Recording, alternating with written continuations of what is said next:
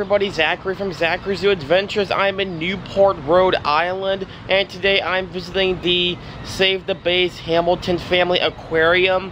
This was sort of a bonus attraction because this was not scheduled into my plans because I didn't think I was going to have time to check this place out. But luckily, I had time to check it out because this was a suggestion from one of my subscribers that I've known for a long time. As you can see, I am wearing my regular Zachary Zoo Adventures hat again. As I mentioned before in my other videos, but in case you don't know, I like to wear this hat at all the places I go to. It protects my forehead from being burned from the sun. Even though I'm mostly going to be inside today, I still love to wear this hat at all the places I go to. So I'm excited to be here. They are not open just yet. They open at 9 o'clock, so hopefully there's going to be a map for when I get inside. Then we'll see which way we're going to head. Some information here as you come into the aquarium. The 1980s.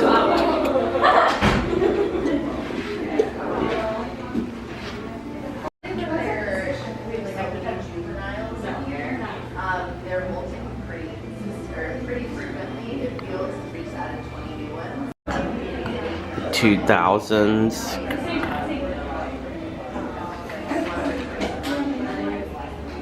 I'm very rarely where they are.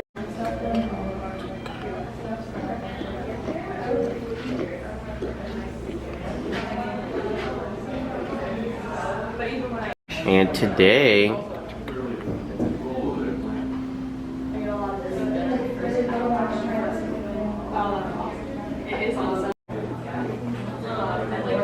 I am here for a reason.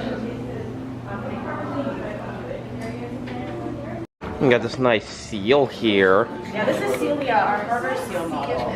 Oh, If you want to come around the back, we can see some of her internal anatomy. So we're going to see some things that are pretty familiar to our bodies as well. She has that big vertebrae, that spine, lungs, heart, stomach, intestines, all things that we would find in our bodies. Looks like someone wrote "hi" in the in the fur, but if you want to touch it, you're more than welcome to. okay. This models the harbor seal fur. So harbor seals are covered in a really thick layer of dense fur. And It's very soft. It's super soft, yeah. That thick fur actually helps to keep the water off of their skin, so it helps to keep them dry, kind of like wearing a rain jacket outside. Here we have a harbor seal heart. Now, just for reference, harbor seals are between 5 and 6 feet and 150 to 250 pounds, so more or less human-sized. You know, I'm 5'3", so I'm within like the height range of a harbor seal, and my heart as a human is the size of my fist. That's true for all of us. The harbor seal heart is obviously much larger than ours, and the reason why they have such a large heart, and they also have very large lungs, they need those enlarged organs to help sustain them while they're diving under the water for up to 30 minutes. These guys can hold their breath for up to 30 minutes. They're going to be exerting energy, hunting, looking for food. So they need this really big heart and those really big lungs to store all that oxygen, pump that oxygenated blood around their bodies and give themselves energy while they're going on those deep. Now this right here is a model of a harbor seal skull. And what I really want to point to on here are these sharp incisors. Harbor seals, when they are hunting for their food, they will pierce their prey using these really sharp teeth, and they will bring that prey into their mouths. They also have a really big muscular tongue that helps to sort of shove the prey down their throat. And the reason why that's helpful for them is because harbor seals take in oxygen from the air just like we do. So if they're having to chew their food and open their mouths a lot under the water, then they could get water in their mouths, and that wouldn't be good for them. It would be pretty unpleasant. So they use those teeth to bring that prey into their mouths, and they don't have to chew that much to prevent getting ocean water in their mouths. It's pretty interesting. Yeah, our food down correctly. Now this right here models the harbor seal blubber. If I poke it, it's going to be really thick. You guys are welcome to give that a touch. Okay. It is not real blubber. That would be kind of disgusting if we had that. This is just some foam. But harbor seals have about an inch thick layer of blubber, so that really helps to keep them super duper warm in the cold Narragansett Bay winters. Right now, our waters are actually too warm. So what's this one here? Yeah, so this shows the difference between harbor seals up here and sea lions over here. It's a little bit hard to tell in the painting, but one main difference is in their external ears. So the external part of our ear is called a pinna. This is, you know, what humans have. And sea lions have that as well. They have an external ear flap, a pinna. But harbor seals have adapted to no longer have that. They have a fully functioning internal ear, but the outside isn't there for the harbor seals because they're going to be hanging out in much colder waters than our sea lions. And having like a really thin little piece of skin would make them get cold super easily. You know, when we go outside in the winter, your ears, your nose, the little tiny bits are the things that get cold first. So they've adapted to no longer have those to better regulate their temperature. Now this one right here showcases a kind of habitat called eelgrass that harbor seals would like to be hanging out in while they're here in Narragansett Bay, visiting the bay in the winter, because it has a lot of food, a lot of nutrients for our harbor seals. They might like to eat some crabs, some clams. This is a shell of a clam called a quahog, which is super common in Rhode Island. They might like to eat a blue mussel, which is the same kind of mussels that people eat, maybe some snails, some scallops.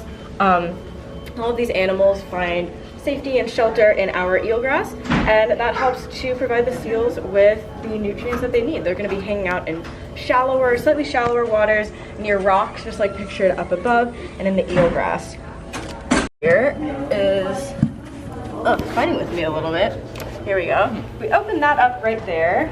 Do you guys know what kind of fish that is? I'm not sure what kind of fish it is. It is a flat fish called a flounder. Oh. And that is something that our harbor seals would really like to eat. We give them a lot of nutrients. So we have the flounder that's hanging out on the bottom of the ocean, laying there like that. And we have this harbor seal over here that is eyeing our flounder very, very closely. It's seeing its next meal. My favorite Easter egg in this mural is that when we have the box open, we can see the flounder really, really clearly. But then when I close the box, you can see the outline of the flounder underneath the sand. So they're very good at camouflage. They're very good at camouflaging, yes. It helps them to both hide from predators, but also to hide from their prey. They're ambush predators, so when they bury themselves underneath the sand, then their prey can swim on by not knowing that anything is there underneath them. It makes it really easy for the flounder to hunt for food. And then the last box, the flounder very closely. This shows the similarity in the internal anatomy, the bone anatomy of human hands and harbor seal flippers. This flipper at the front is called their fore flipper. That helps the harbor seals to steer in the water, kind of like wings on an airplane. And even though they are webbed to, give them that speed that they need to be hunting for their food, the bone anatomy is still very, very similar to human hands. And again, harbor seals are mammals just like us, so there are going to be some things that are really similar on their bodies. These flippers back here are called their hind flippers. That helps them to propel themselves, give them that forward motion that they need when they're going to be swimming under the water. So that is the last information about seals in the bay. Rhode Island state marine mammal. Yes, it says harbor seals are common in Narragansett Bay. Yeah. When the harbor seals restoring the bay. There's some boxes behind the seal stuff. First up is the rocky shores. Hello. So this is There's the different animals that are in here. Got shorthorn sculpin, Forbes sea star, purple sea urchin, shore shrimp, European periwinkle, channeled whelk, common spider crab, long-clawed hermit crab, and broad-clawed hermit crab. So that's very cool. So are those the shorthorn sculpins? They are, yeah. So they're lion weight predators. They kind of sit and wait for something to swim by. They don't have any teeth. So they just wait for something that's about the size of their mouth. They'll go up and just snack on it whole. But they have really good camouflage. The more you look in here, the more of them you'll actually start to see. Oh yeah, I see a couple of them over here. Got all the sea stars. Yeah, we have 3 kinds of sea stars in here. We have some Forbes sea stars, which are those big ones that you're looking at. We also have some badge stars. Those are deep sea stars. There's one that's kind of poking out right here, but for the most part they like to hide under the rocks all day. And then there are 2 small blood stars in here. Those guys like to hide inside of shells sometimes. It's very, very cool. So the hermit crabs are in here. Oh, that's cool. The hermit crabs are not really crabs because they can't manufacture their own shell. So they have to go find one from a dead snail or a whelk like that. We had one in, that big whelk. He moved out, moved to a bigger shell here just recently. Oh, that's cool. But that's a broadclaw. That's a good example of the broad claws on the hermit crab. And he's kind of friendly, a little social. Unlike some of these guys, they're just not very social. They just want to be left alone. But we'll see him come out, and he'll roll that shell over to where he's more comfortable. There he is. Oh, and that crab right there, is that the common spider crab? That is. That is. We'll get a closer look at him right now. I don't want to get pinched, so I got to be careful how I... There. Oh, that's cool. Now, if you notice, there's some algae growth on him. So he's relatively new here. And when they come in, that algae looks just like grass. The cleaner shrimp, which we call shore shrimp, will come and clean him off till that shell is pristine, like, let me see, where is it? There was one here that was, I think we probably released him. Some more spider crabs here. Oh, look at, you see the shrimp there. There's 3 of them there, looks like. Yeah. Waiting on getting... Yeah, there's a couple more of them over here. Part of the camouflage technique that the shore shrimp have is they're rather transparent. Oh. You got to really look to see them in the wild. Here we have a lot of lights in a light background, but in the wild, where they like to go, where the grass is, you can't see them unless you're right on top of them. And that's part of it. And here's another example of a small long claw. That's a long claw hermit, small. Well, I don't... Here's another one right here. There's a good example. I'll see if I can get this guy to come out. There it is. Oh, yeah, there he is. That's really cool. Now eventually he'll be the size of the big ones. Go from shell to shell to shell. I'll put him back. I'll give you an example. We just brought this guy in maybe 2 weeks ago. This is a channel whelk shell. And there were slipper snails in here, making life kind of difficult for the hermit crab to grow. So he moved into a bigger shell. Big boy. Yeah, it's a very big hermit crab. And it's a broadclaw. Oh. You want to hold him? No, thank you. Okay. You're busy, I know, but that's where he came out of that shell. And I was looking for him earlier today and I couldn't find him. Delaney told me he moved up, moving on up.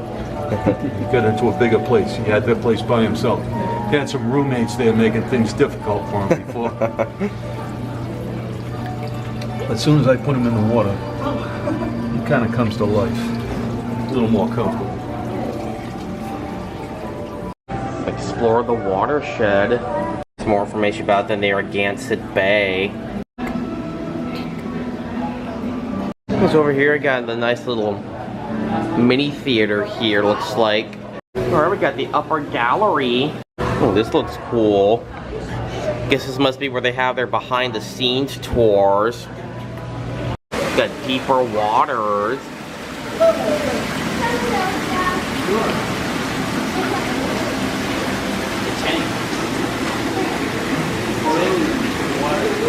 So we got this next tank. Got striped sea bass, scup, northern puffer, American lobster, cunner, gray triggerfish, scamp grouper, summer flounder, European periwinkle, snowy grouper, plainhead filefish, blue mussel, black sea bass, bladder rockweed, tautog, pollock, sea raven, and longhorn sculpin. Oh wow, this looks like a cool tank. Very cool looking. Also got a little... What? Can you find them all now? Yeah, I think so. Oh yeah, that's the pollock. You're right. You've got that nice lateral line down the side there. Also have this nice little tunnel here for the kids to go through. Kids love that. I found the flounder. They were just talking about the flounder earlier when they were explaining the information about the harbor seal. Yeah, do you see there's a northern puffer?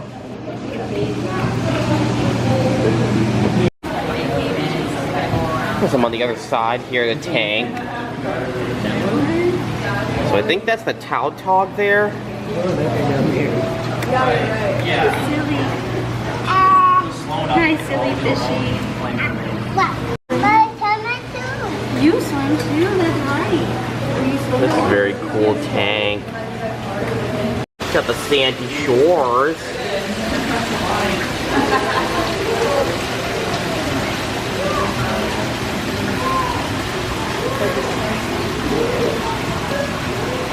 So we got little skate egg case, chain cat shark, Atlantic horseshoe crab, little skate, winter flounder, northern star coral, and northern moon snail. Well, these girls. There are 3 girls. So is and that one the boy. skate there? That is a little skate. Huh. There's another little skate. There's a very little skate, and there's another. Oh, there's a bunch of them in here. 3 girls out here. It's the They flounder. lay eggs, and we keep the eggs, and in about 9 months they hatch. Huh. And then we get little skates, and when they get big enough, we put them back in the bay. Huh. We put about 1,500 of them back in the bay. Oh, that's a lot. Yep, and the cat sharks we also breed. So these are the egg cases from cat sharks. And they lay eggs, it's 2 at a time. And again, we put them in back and we wait. And it's, again, about 9 months for them to hatch. Only one comes out of each. We've got some little guys here now. These are new ones that we just put in the tank. So you might see some sort of competitive behavior between the old ones and the new ones. They were just tussling a minute ago. And you saw that skate down there. I don't know if he's up there or not. No, he's not. Acadian hermit crabs are orangish red, and they actually live deeper than this. They live down where red light doesn't penetrate. And so they're pretty much invisible. Horseshoe crabs, which you see all over the place, and they've been around since before the dinosaurs without really evolving much at all, which is strange. Yeah, I can see him right under the rock. Right under the rock, and that one's a window pane flounder. So we have a winter flounder in here and a summer flounder in there, and you can tell them by the size. So my left hand is a winter flounder, 2 eyes and a mouth. My right hand is a summer flounder, and it's 2 eyes and a mouth. So winter flounder, that's a winter flounder right there. And the one in there is a summer flounder. Oh, okay. They're actually totally different species. So you said this is a touch tank? Yes, this is a touch tank. You are welcome to pet the sharks. Or, this is called a window pane flounder. A window pane flounder is interesting because their eyes always migrate to the left side of their body. They're a left-sided flounder. And flounders have what's called chromatic. Got the salt marshes.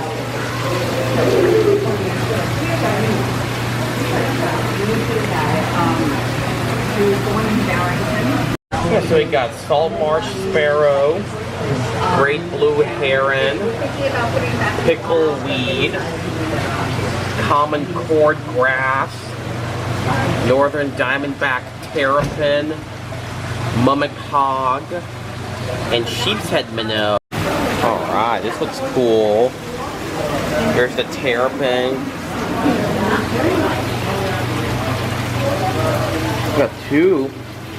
There's all the little fish. These are very cute little fish.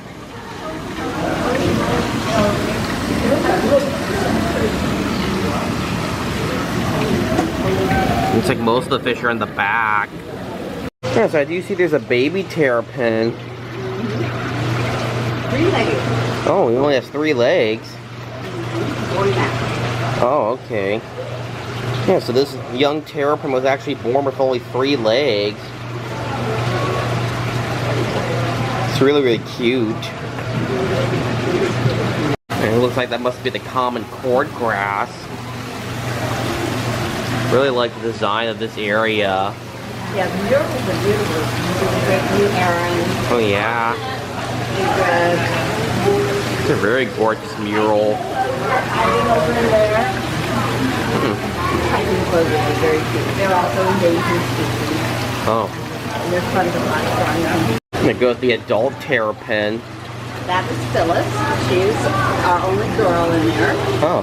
And she's got eggs in her right now. Oh. We would like to see more terrapins born, but she's supposed to go up on the beach and lay them in the sand. This is what they normally do. She has a very bad habit of just dropping them in the water. And so we try and rescue them before they suffocate and incubate them. So far we have not succeeded. Oh. But we're trying. The habitats of the Bay Watershed.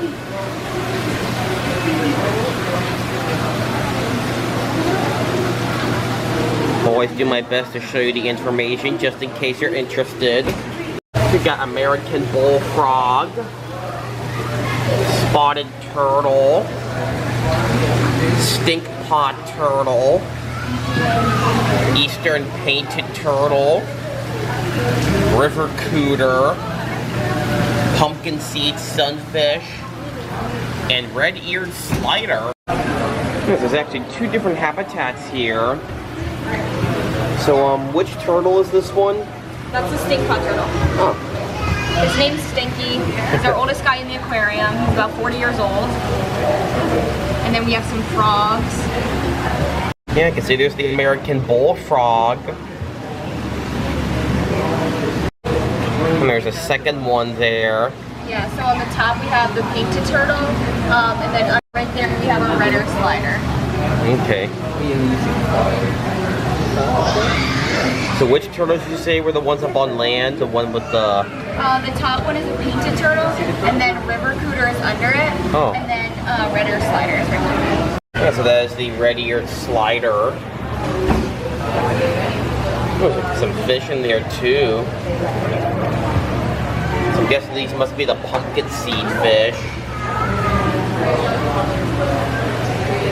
So this next habitat we got bluegill, common snapping turtle, and pumpkin seed sunfish. Yeah, there's the common snapping turtle. His name's Bowser, about 14 years old.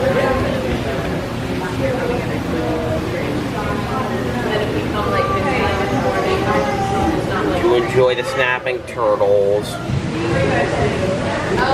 Now, I actually usually see the alligator snapping turtle a lot more so than the common snapping turtle.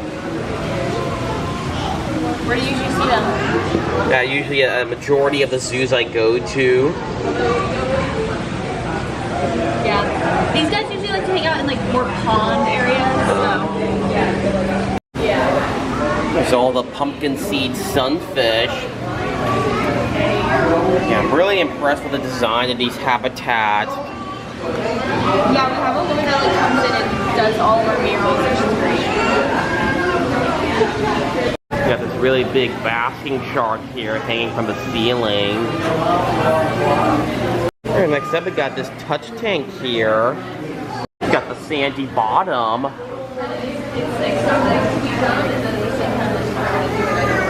We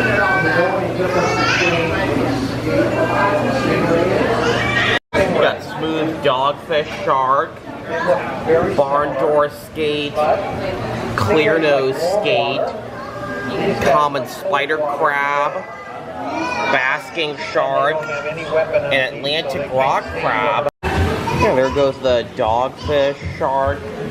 Dogfish shark is over there. That's the most common variety in Narragansett Bay. Oh. They grow anywhere from 3.5 to 4 feet in length. So I guess this must be the barn door. That's the barn door skate. Oh. It's the largest variety in the North Atlantic. Oh yeah, he's pretty big. With a wingspan of about 6 feet. Whether or not he'll get that big, we don't know. There goes the dogfish shark.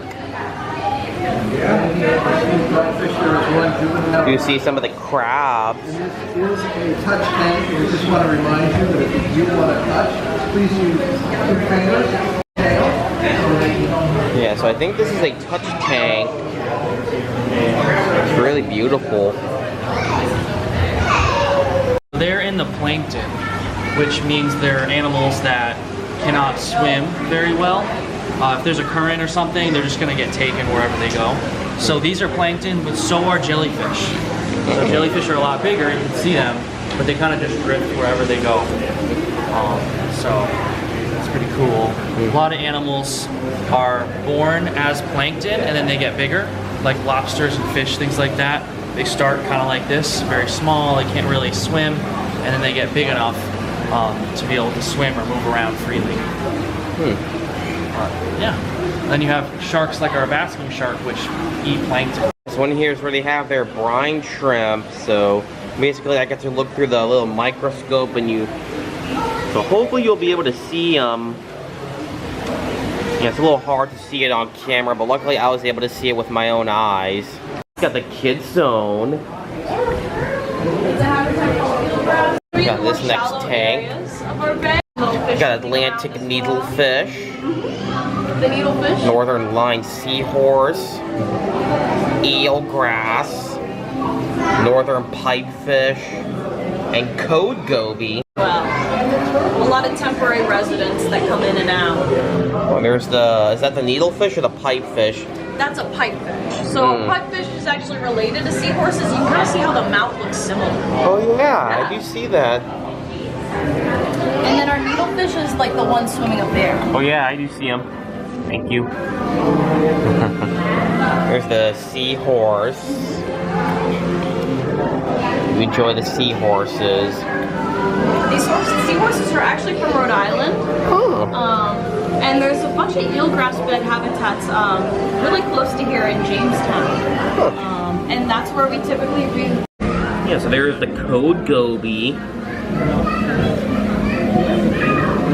It's a cool looking fish. So the cool thing about this habitat, it's really good for young fish because that grass hides them from predators, especially when they're super small. Butterfly fish are actually not from up here. A lot of young fish will catch the Gulf Stream too high up and end up in the northern parts of like up in New England, all the way up to Canada. And then whenever our aquarists will find these fish, they'll take them in because they can hang out in the summer, but once those winter waters come in, those warmer currents move out, it's going to be too cold for them. Got the eelgrass habitat.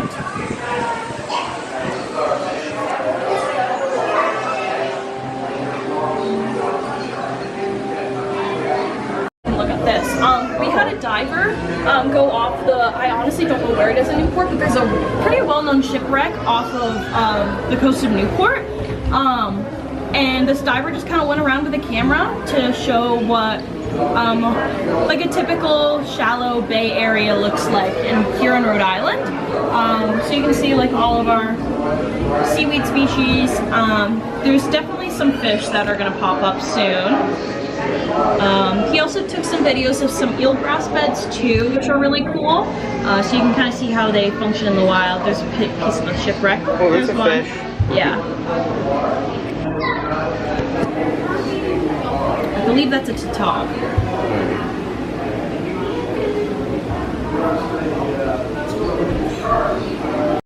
That's cool. Here it tells you the height of all the different animals.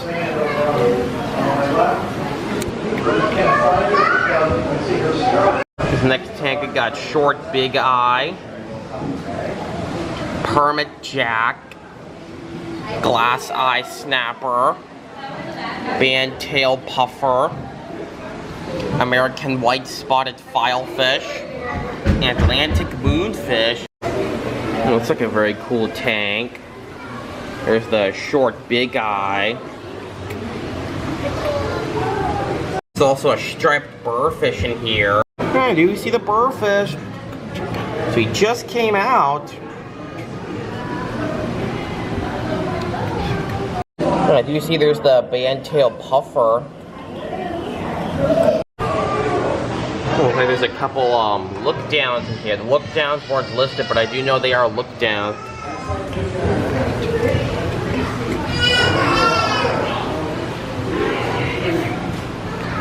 Very cool.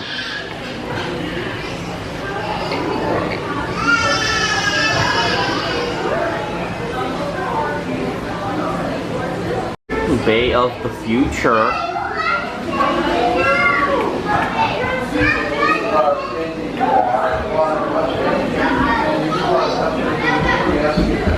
Next tank, we got buffalo trunkfish and scrawled cowfish. This looks like a cool tank.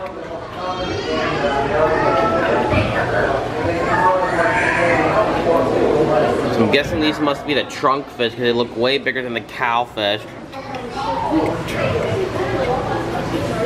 So I'm guessing the ones over here are the smaller ones. Yeah, I'm pretty sure that's the cowfish. Well, actually, no, never mind. There's actually a cowfish there. Yeah, I think that's a cowfish. So actually, disregard what I said. So this might be the buffalo trunkfish, and these are the buffalo trunkfish. Yeah, so that's the scrawled cowfish. So the smaller ones are the ones with the brown and the yellow. Those are all the buffalo trunkfish. Next up is Bay at Night. The Bay at Night.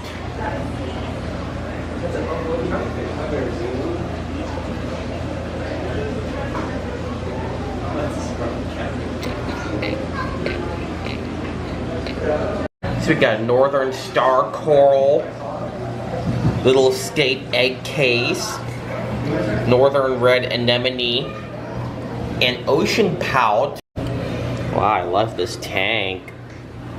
It's super beautiful.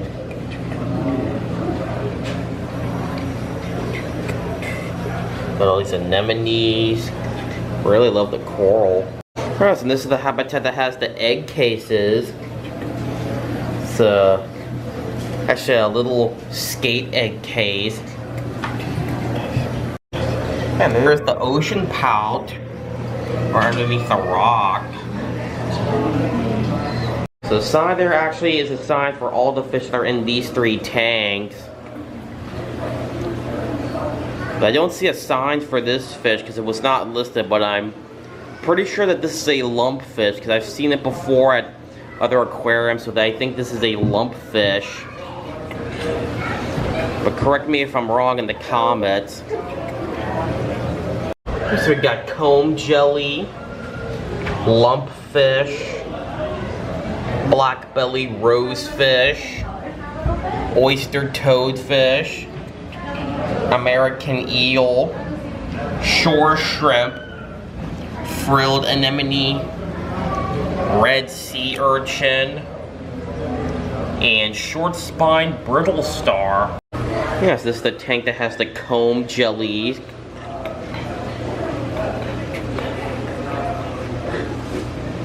This is a fantastic looking habitat. Ooh, the light changes, that's cool. So the light inside this tank changes colors. Yeah, so I was correct, these are lumpfish.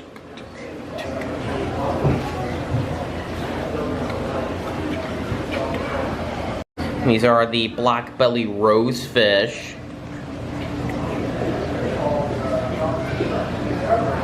And there's the oyster toadfish in there.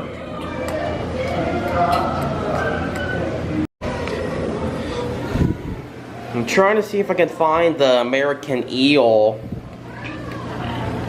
But it must be hidden really, really well, because I just don't see it anywhere. Alright, so the worker here just threw some food in for the coral to eat. So he said he's feeding them live brine shrimp. So all this little stuff you see is all brine shrimp. They're very, very small and very microscopic. I think that's the word. Yeah, because there's a shrimp right there. That's a shore shrimp. Alright, so at the Bay at Night area is actually a dead end, so I'm actually going to backtrack to where I entered at the upper gallery. So as I'm backtracking, it looks like Bowser, the common snapping turtle, has moved. Before he's on this side, but it looks like he moved to this area here, beneath the log. Yeah, so I'm going back past this tank, and I realized there was a lobster in here. Apparently I didn't see the lobster the first time, but he's right underneath this little rock. You can see there's his claws or his pincers. It looks like the flounder here is in the same spot he was in earlier.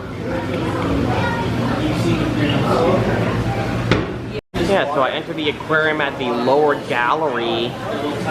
Also have this nice little sandbox here for the little kids.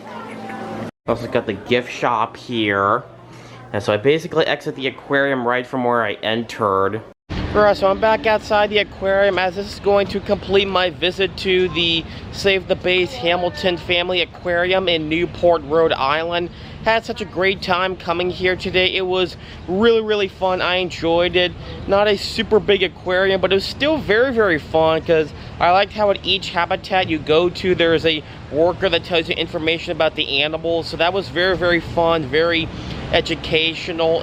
I really enjoyed this place a lot because, like I said, this was not included into my plans for this road trip, but luckily, since I had enough time to do it, I was able to squeeze it in for this road trip. So thank you to Trey who suggested this place to me. So I'm very glad I got to come check this place out. Leave some comments down below of what was your favorite sea critter that I saw today. If you have not already subscribed to my channel, please do so. I go to zoos and aquariums across the United States. I upload a new video every Saturday at 8 a.m. Central Standard Time. So thank you everybody for watching this video, and I will see you again next time. Bye.